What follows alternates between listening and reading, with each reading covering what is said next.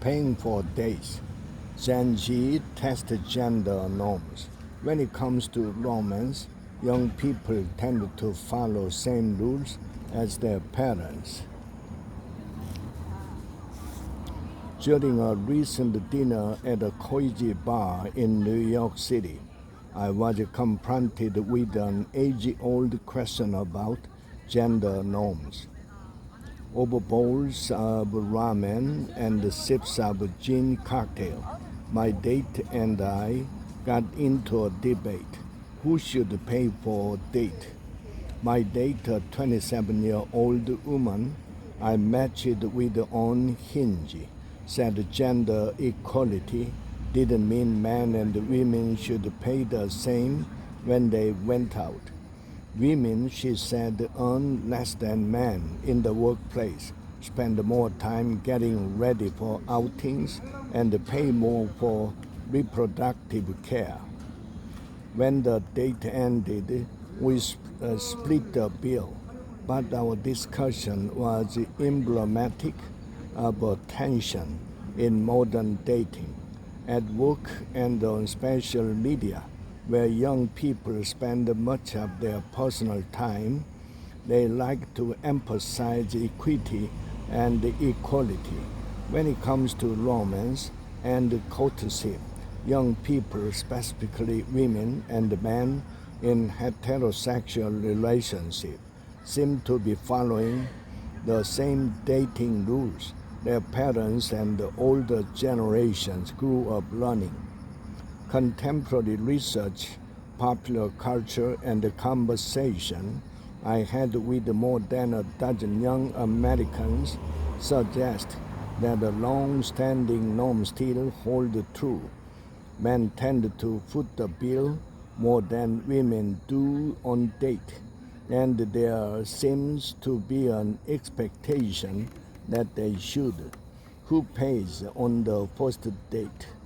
Some progressive defenders of the norms cite the persistent gender wage gap and the fact that women pay more for reproductive products and apparel than men, and that they spend more time preparing for date to comport with some societal norms. Carla lives in New York City and works at a recruiting firm. She typically matches with people for date through apps like the Hinge, with the total cost of the date usually over drinks coming to around $80 on the first date. Ms. L, 24, always offers to split the check but expects the man to pay, and has encountered resistance when she offers to pay. Ms. L said that if her date is going well, they might continue on to a second location, usually a cheaper place where she is more likely to pay. On a second date, she said she would be more insistent on paying the entire check or splitting it. Ms. L reasoning comes from a belief that the person who did the asking out, usually the man, should pay for the date, and that the person who made more money, also usually the man, should cope up. A couple of guys get a little stiff when I offer to pay. Ms. L said, you can tell they are not comfortable with that idea. Scott, a 24-year-old accountant in Charlotte, New Carolina, said he always paid for drinks, meals, and coffees on date, usually that wind up being $70 to $100 per outing.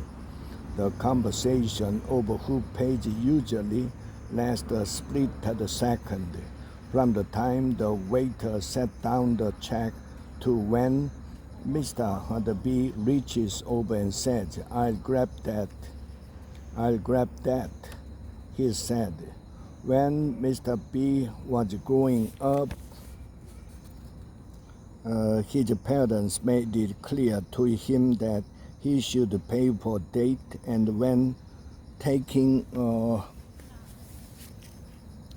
woman out, he acknowledged that he wanted to see the status quo changed to a more even spirit. Yet he said he was uncomfortable bringing up the subject at all during date. Our conversation was one of the rare times he had spoken about the issue with another person.